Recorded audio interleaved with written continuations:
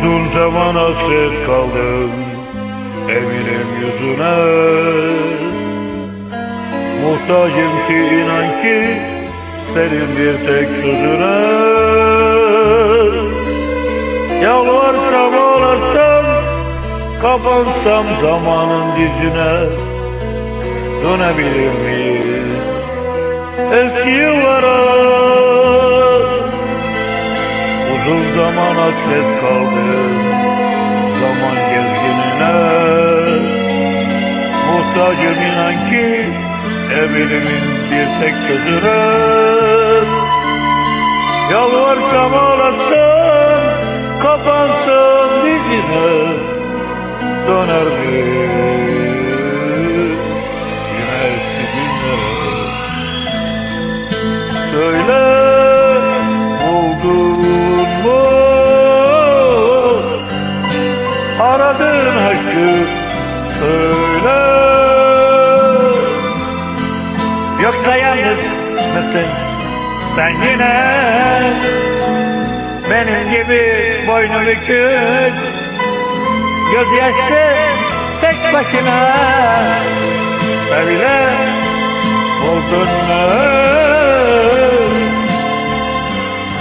aradın alersin var olup söyle. Yoksa yalnız mısın eminim sen yine? Benim gibi boynu bükük bir medyada tek başına. Yine eskisi gibi beraber olsun. Ne olur sanki geçen olmuşsa. Hayat bitse, dünya bitse, ölüm bile olsa biz ayrılmasaydık. Söyle, buldun mu Emire'yi, aradığın aşkı? Kitaplardaki, romanlardaki. Yoksa yalnızsan benim gibi kahrolması bitmesin. Öyle buldun mu aradığın aşkı? Söyle,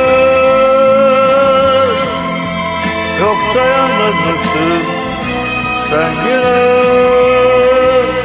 Benim gibi boynu bükük, gözü yaşlı tek başına.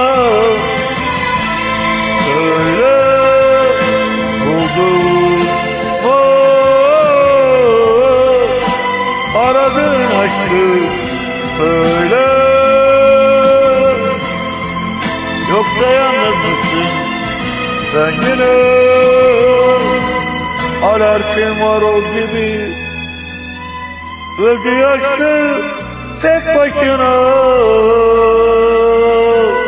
Alersin var oldan ayrılmayın. Thanks for joining me.